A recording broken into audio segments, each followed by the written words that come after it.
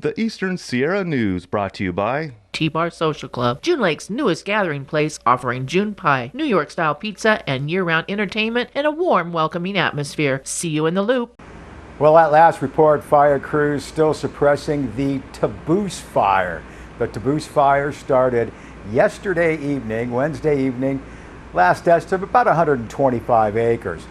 The fire, located southwest of Big Pine and northwest of Aberdeen, burning at approximately 5,000 feet in elevation in sagebrush. The news release from the United States Forest Service states the growth is terrain driven and is growing in the deep, steep and rocky terrain at the base of the Eastern Sierra. Now, that news release states the fire is not easily accessible by roads, which is limiting crew response options. Helicopters are completing water drops to slow fire growth. Cause of the fire under investigation, but obviously Eastern Sierra have been experiencing extensive and widespread lightning with an unstable monsoonal pattern. Birch Creek community has been evacuated. Fish Springs and Aberdeen did receive pre-evacuation notifications.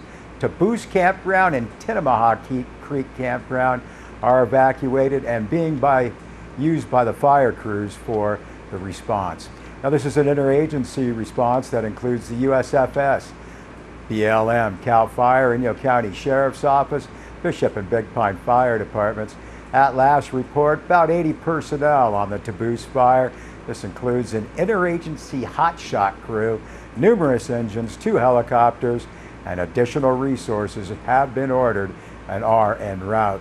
Now, today's weather, still that moist monsoonal pattern, may bring some additional lightning and overflow winds associated with the thunder cells. May also bring rain to the fire area. Had a few drops this afternoon.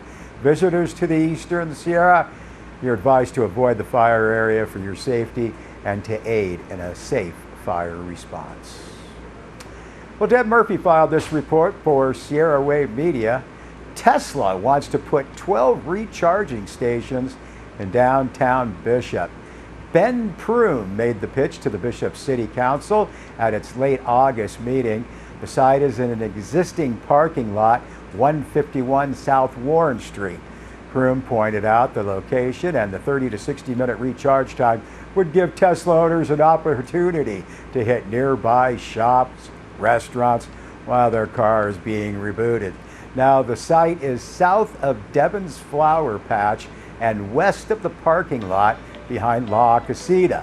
Now, Warren Street is just off Bishop's main drag, but Prume said the technology built into the Teslas identifying recharging sites, kind of like an in-car billboard advertising Bishop.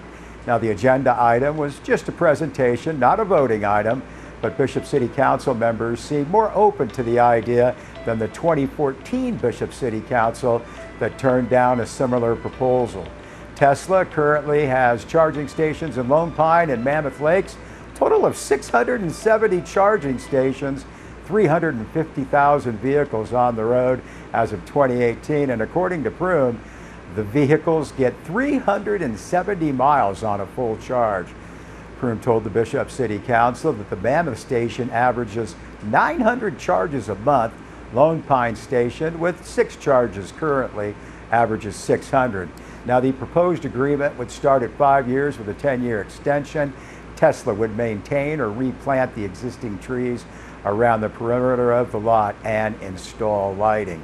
Now, according to the staff report, Tesla has been negotiating with the Los Angeles Department of Water and Power to determine if and how adequate power service could be brought to the proposed site.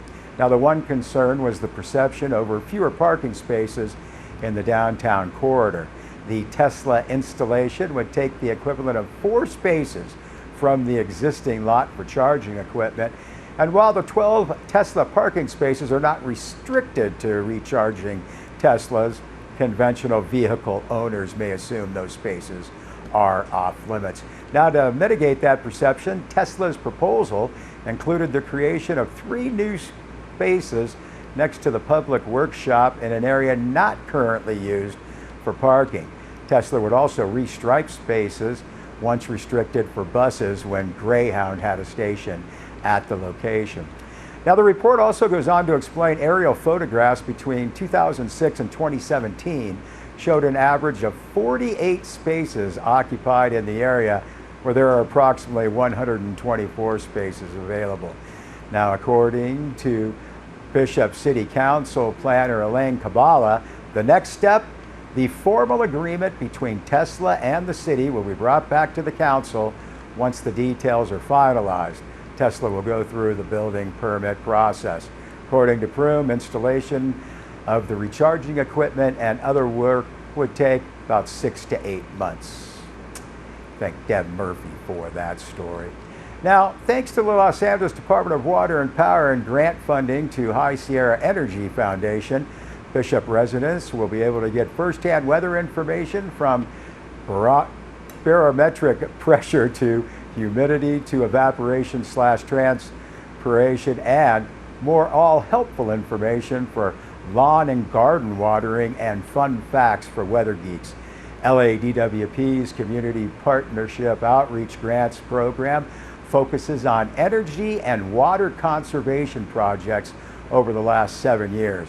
Now, the department has contributed more than $8 million for 140 plus education and outreach projects, according to the LADWP press release. The foundation's funding, $45,000, went to conservation outreach in coordination with AMACA. We've had some funding left over, said Pam Bold, the foundation's executive director. Said she called Dave Graw, Bishop's public works director, and asked him what the city could use. He wanted a weather station. Station located on the west side of the park's tennis courts, and the data collected will eventually be available on the city's website. Now, said Dan McElroy, the city's park and recreation supervisor, with the weather data, we'll be able to irrigate more efficiently. The key, McElroy said, is the evaporation transpiration data, the rate of moisture loss. Now, for a park that incorporates 53 acres, including multiple ball fields and a community garden, irrigation efficiency is a big deal. Residents will also be able to make irrigation and home cooling/heating decisions based on the data. Then there's also the educational component from the poster next to the weather station, as well as the data collected to provide enough to pique the interest of future weathermen. We thank Deb Murphy for those 2 reports. Boy, huge event coming up this Saturday. It's the Mammoth Grand Fondo.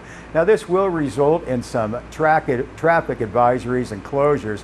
Canyon Boulevard will be closed for its stretch between 5 a.m. and 8 p.m. There's going to be almost 2,000 cyclists joining us here in the Eastern Sierra for the Mammoth Grand Fondo. Now, we have posted the traffic advisory on our website, sierrawave.net, and you can also see the Town of Mammoth Lake's website for all the information. Should be a great time. If you've ever seen all of those bikes rolling through the Eastern Sierra, pretty cool this Saturday, Mammoth Grand Fondo. Well, 3 arrests recently in the Eastern Sierra, including one in June Lake, this following a standoff with law enforcement.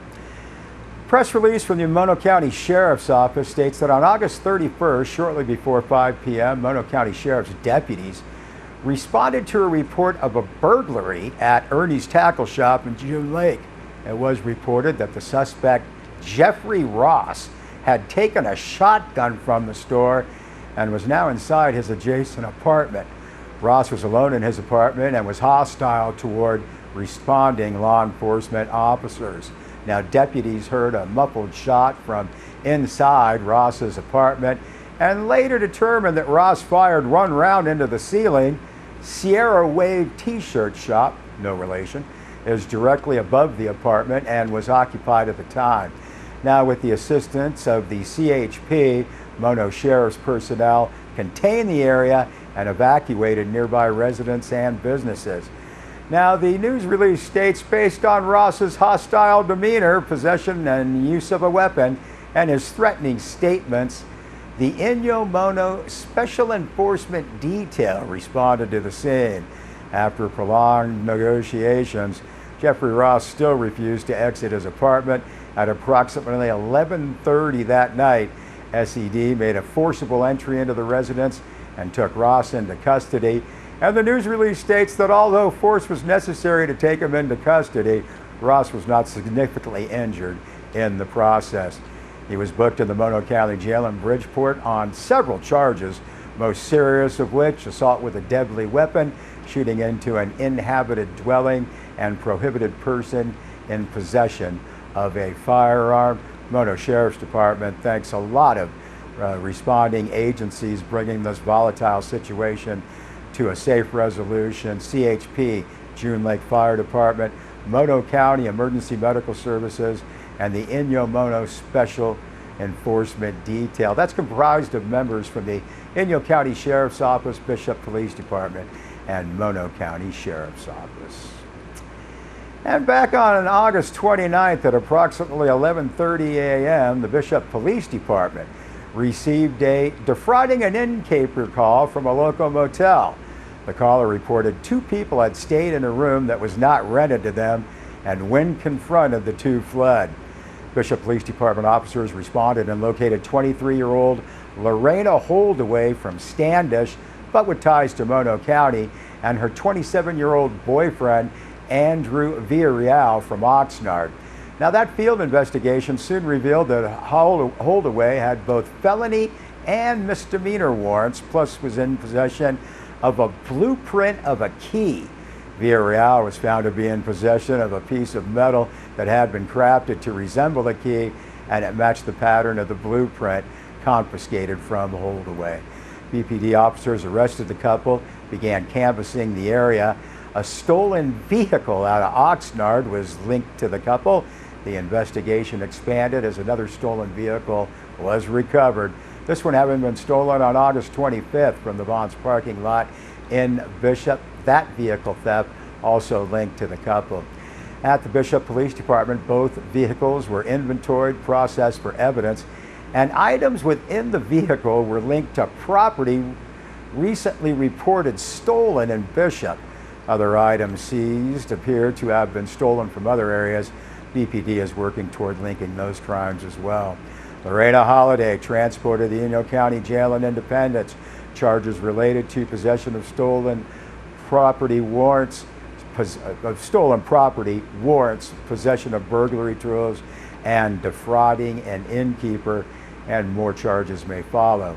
Andrew Villarreal was transported to Inyo County Jail on charges related to vehicle theft, possession of stolen property, possession of burglary tools, and defrauding an innkeeper. More charges may follow. If you have any relevant information about this investigation, you're urged to contact the BPD 760-873-5866. We'll be back with more news.